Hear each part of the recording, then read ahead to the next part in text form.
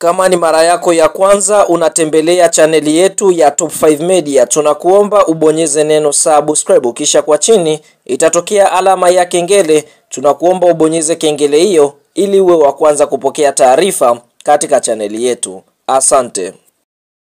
Mchezo mkubwa wa ligi kusoka Tanzania bara almaarufu kama NBC Premium League ambao tumetoka kuutazama siku ya leo kutokea katika uwanja wa Tanzanite Kwara uliopo mkoani Manyara ni mtanange ambao umeikutanisha klabu ya soka ya Yanga Sports Club dhidi ya kikosi cha timu ya soka ya Fountain Gate, ambapo mchezo huu umeweza kumalizika kwa klabu ya soka Yanga kuweza kuondoka na alama 3 dhidi ya kikosi cha timu ya soka ya Fountain Gate. Kabla kuendelea mbali, kama ni mshabiki wa klabu ya soka ya Yanga Sports Club, umeweza kufurahishwa na ushindi ambao Young Africans wameweza kuupata dhidi ya kikosi cha timu ya soka ya Fountain Gate, like video yetu alafu tuende kwenye comment section katuambie kwa upande wako wewe, je, ni mchezaji gani wa Yanga Sports Club ambaye ameweza kukosha katika mchezo huu wa Yanga Sports Club dhidi ya kikosi cha timu ya soka ya Fountain Gate? Fahamu katika kipindi cha kwanza Yanga Sports Club walikuwa aggressive sana, ambapo tunashuhudia Yanga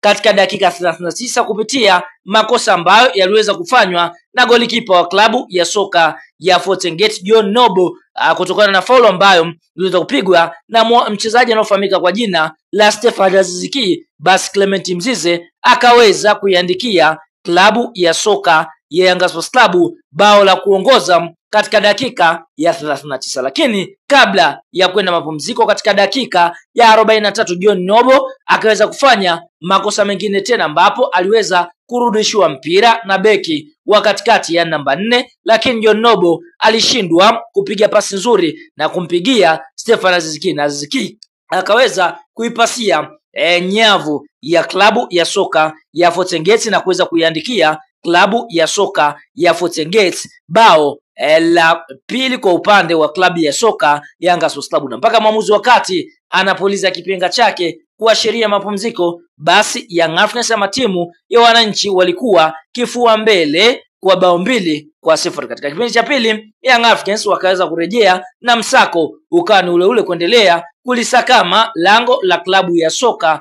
ya Fountain Gate. Katika dakika ya 70 kupitia kwa Clement Mzize akaweza kuiandikia klabu ya soka Yanga Sports Club bao la 3 na ni bao lake kwa upande mwingine la 13 katika ligi kuu ya NBC msimu huu. Fahamu kwa upande mwingine, mara baada ya mchezo huu wa Yanga Sports Club na kikosi cha timu ya soka ya Fountain Gate kumalizika na klabu ya soka Yanga kushinda, basi mpaka sasa Young Africans wamecheza michezo 26 wakishinda michezo 23, sare mchezo mmoja na kupoteza michezo miwili, ambapo kwa upande mwingine Young Africans wamefunga mabao 67 na kuruhusu mabao 10 wakiwa wana goal difference ya mabao 57 na alama 70 kileleni mwa msimamo wa ligi kuu ya NBC. Katika nafasi ya pili yupo mnyama mkali ambaye ni Simba Sports Club. Simba amecheza idadi chache ya michezo, akicheza michezo 22. Katika michezo yake 22 ambayo Simba amecheza, ameshinda michezo 18, sare michezo 3 na kupoteza mchezo mmoja. Simba amefunga mabao 52 kuhusu mabao 8, goal difference mabao 44, akiwa na alama 57 katika nafasi ya pili ya msimamo wa ligi kuu ya NBC. Kwa tunaona huo ndio msimamo jinsi ambavyo kwa sasa unaakisi. Sasa mara baada ya mchezo wa klabu ya soka ya Yanga Sports Club na kikosi cha timu ya soka ya Fountain Gate kumalizika na klabu ya soka ya Yanga kuweza kufanikiwa kuibuka na ushindi wa mabao 4-0 dhidi ya Fountain Gate kupitia meneja habari na mawasiliano wa klabu ya soka ya Simba Sports Club ndugu Ahmed Ali, ambaye kwa sasa ana furaha kubwa kuiona klabu ya soka Simba katika mechi ya mkondo wa kwanza kombe la shirikisho barani Afrika hatua nusu finali waweza kushinda dhidi ya Stellenbosch, ushindi ambao Simba walishinda kwa bao 1-0.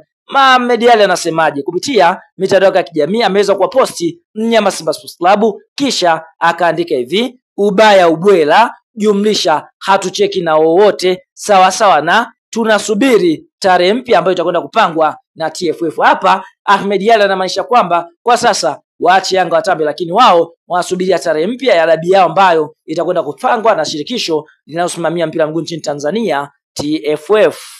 Kuna wataalamu wa tiba za asili, lakini Sheikh Issa Sultan ndiyo kiboko yao. Kutana na Sheikh Issa Sultan kwa huduma zifuatazo: kusafisha nyota, matatizo ya uzazi, mvuto wa biashara, kuondoa nguvu za giza, kurejesha nguvu za kiume, kukomesha usaliti kwenye ndoa, kushinda bahati nasibu. Jinsi ya kuwasiliana na Sheikh Issa Sultan: unaweza kumpigia simu namba 0756465818 au 0680476277. Pia unaweza kumtafuta kupitia WhatsApp kwa namba hizo hizo. Mpigie muda wote Sheikh Issa Sultan ili utibiwe. Hakika Sheikh Issa Sultan ndiyo kiboko yao.